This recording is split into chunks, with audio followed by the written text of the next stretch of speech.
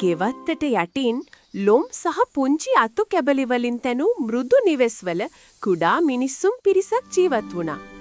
ඔවුන් ඉතාමත් කුඩා නිසා මිනිස්සුන්ගේ ඇසට කිසිදා හසු වුණේ නැහැ.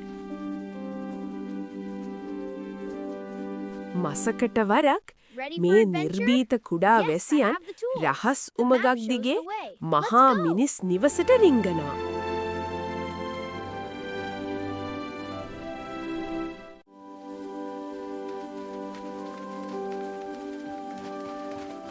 ඔවුන්ට ඒ නිවසේ සාලය හරියට යෝධ මාලිගාවක් වගේ.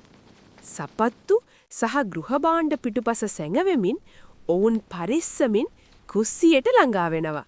එහි තිබෙන පාන් කුඩු, සීනි කැට සහ කුඩා පළතුරු කැබලි ඔවුන්ගේ මළුවලට පුරවා ගන්නා ඔවුන් මිනිසුන්ට අසු නොවි වහාම තම ගම්මානයට පලා යනවා.